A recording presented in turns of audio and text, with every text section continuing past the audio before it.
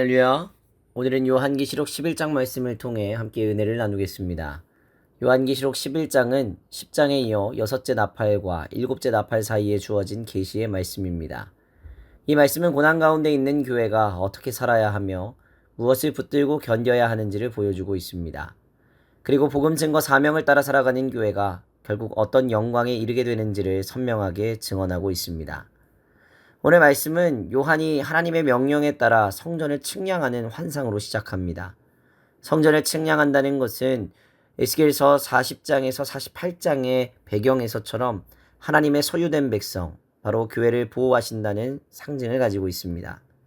하나님의 성전과 제단과 그 안에서 경배하는 자들을 측량하는 것은 믿음으로 하나님께 예배드리는 자들, 영적인 중심, 바로 교회의 내면과 본질을 의미합니다. 그러나 성전 바깥 마당은 측량하지 말고 이방인에게 내어주라 말씀하시는데, 이것은 외적인 고난과 핍박은 허락되지만 영혼과 믿음은 하나님께서 반드시 보호하신다라는 뜻을 가지고 있습니다.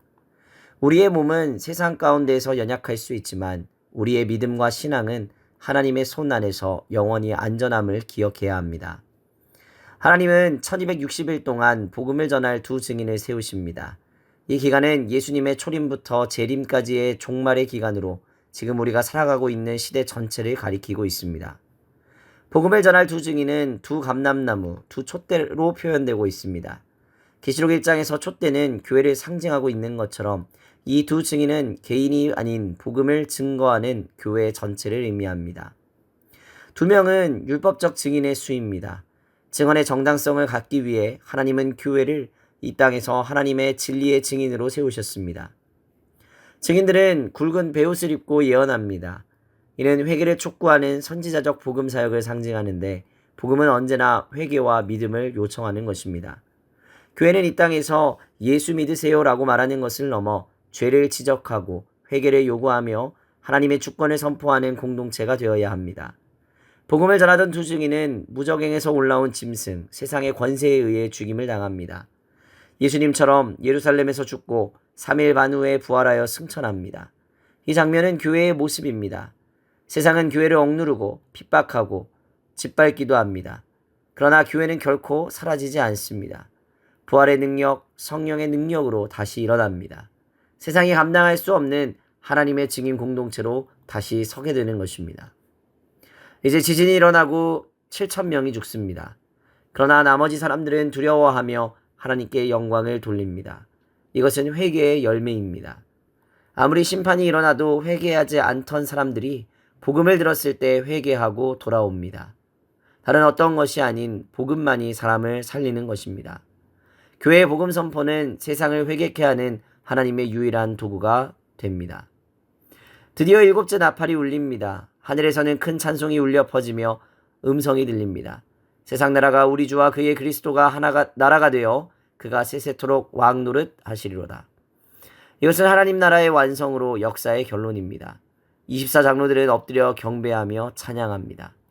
하나님의 심판이 의롭고 성도들에게는 상이 주어지며 악한 자들은 마땅히 심판을 받습니다. 마침내 하늘에 성전이 열리고 언약궤가 보이며 천둥, 지진, 우박이 나옵니다. 하나님의 임재가 완전히 드러나고 더 이상 숨길 수 없는 하나님의 통치가 선포됩니다. 하나님께서는 이 시대에 우리를 두 증인으로 부르셨습니다. 복음을 증거하는 교회, 회개를 촉구하는 교회, 박해를 이겨내는 교회, 결국 부활과 영광에 이르는 교회가 되어야 될 줄로 믿습니다. 우리가 살아가는 이 시간은 1260일의 사명, 복음을 전할 기회, 주님의 다시 오심을 준비하는 증인의 때임을 기억해야 합니다. 복음은 입에 꿀같이 달지만 삶으로 살기에는 배에 쓰기도 합니다. 그럼에도 불구하고 우리는 이 복음을 전해야 할 사명이 있습니다. 왜냐하면 복음만이 세상을 구원하며 하나님의 나라를 이 땅 가운데 이루는 능력이 되기 때문입니다. 세상은 심판으로 회개하지 않습니다. 그러나 복음 앞에서는 회개합니다. 그러므로 우리 교회가 해야 할 사역은 분명합니다. 끝까지 복음을 증거하는 것입니다.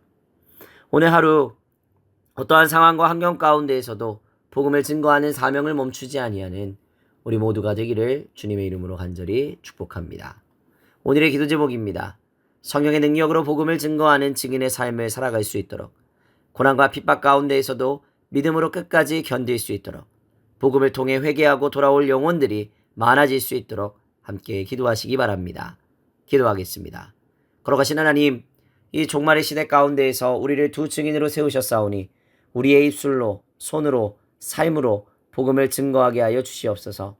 세상의 박해가 두렵지 않게 하시고 주님의 보호하심을 믿고 끝까지 믿음으로 견디게 하여 주시옵소서. 성령의 능력으로 증인의 사명을 완수하게 하시고 마침내 부활의 영광에 참여하는 교회가 될 수 있도록 역사하여 주시옵소서. 감사드리며 걸어가신 우리 구주 예수 그리스도의 이름으로 기도하옵나이다. 아멘.